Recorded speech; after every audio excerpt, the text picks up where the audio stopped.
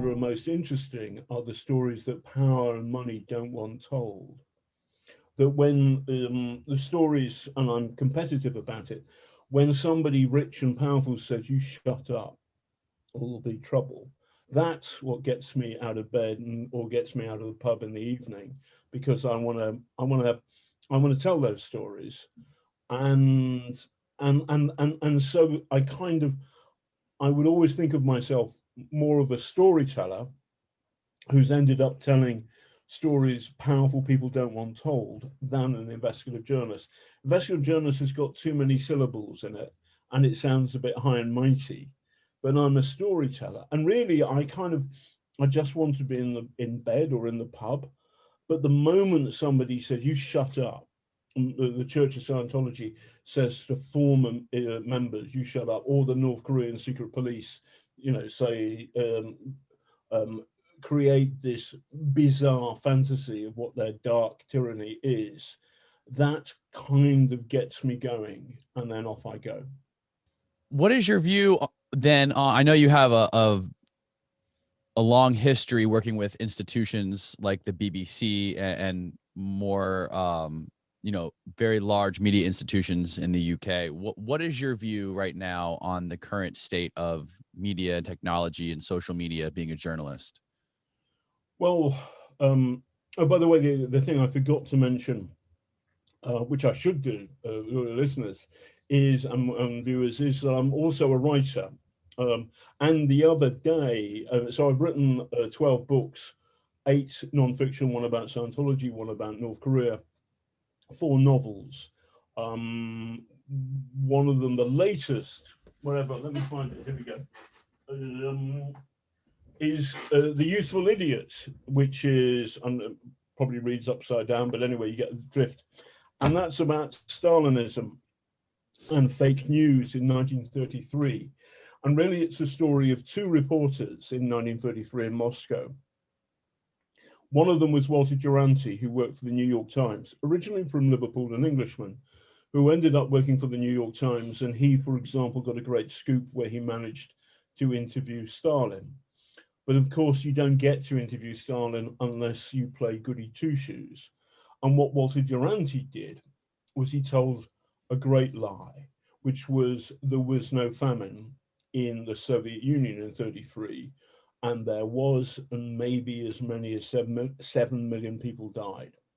Now, this is fake news back in 1933, and there was another reporter called Gareth Jones, and he told the truth about the famine, and he was shot dead in China 2 years later in 1935, I believe, by the NKVD, who then became the KGB. Those are the people, the secret police that Vladimir Putin worked for. They're now called the FSB. Same old shit, I would say.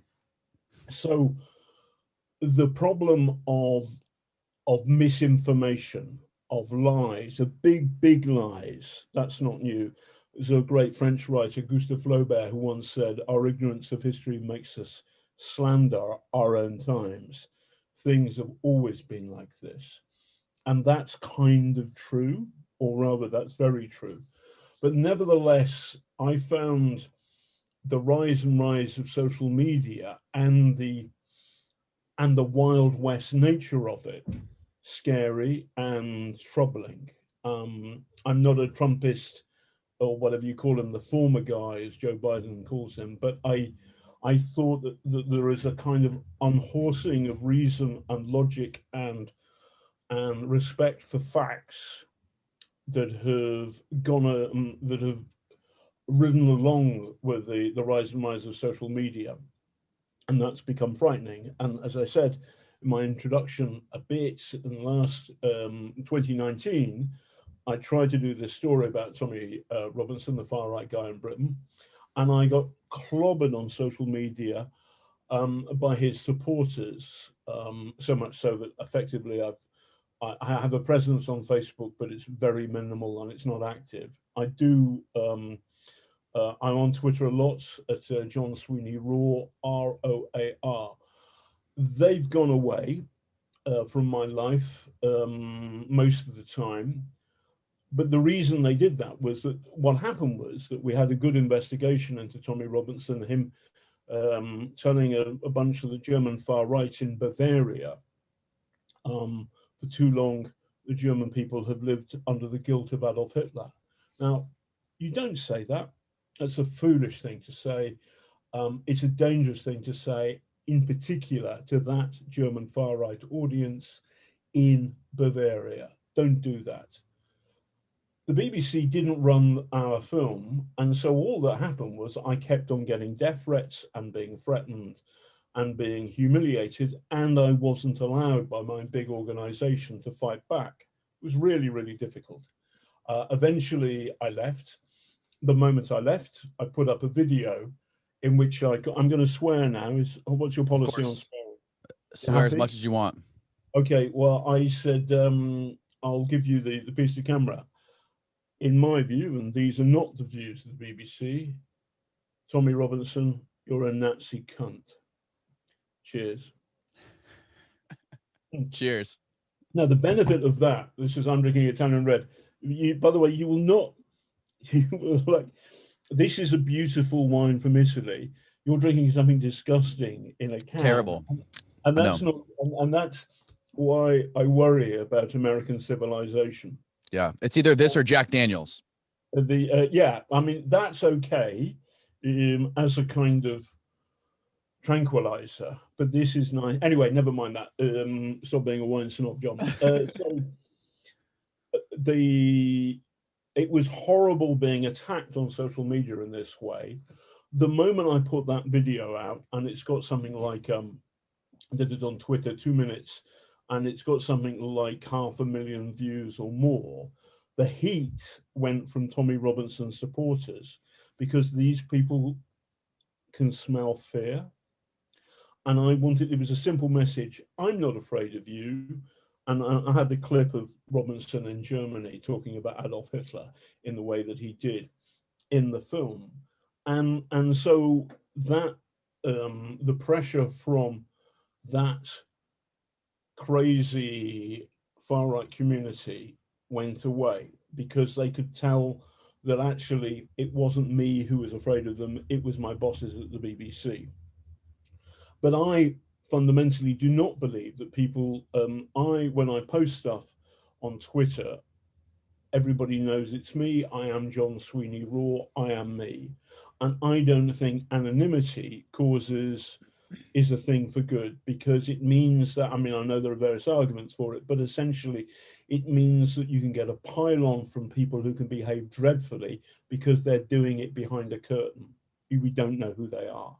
And I don't think that's good. I don't think it's good for the public square. I don't think it's good for democracy or the rule of law. And some of these people aren't American or British, they're Russian, the Russian bots. Now we know this, or they're Chinese and they can be North Korean, or they can be anybody. I don't know who they are. Mm-hmm. So that's a problem. Now, weirdly, I think that COVID has helped reset some of that balance. I do think that 2016 was a poison year.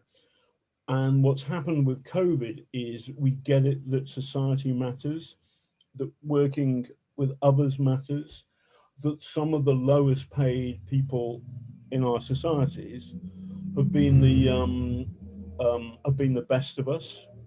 I'm talking about the Amazon delivery people, my bin men, who I just, these days when they empty my bins, I say thank you, all of that stuff. I'm a Londoner, that's kind of new civility. So there's something, so there was a big anxiety in 2016, 2017, 2018.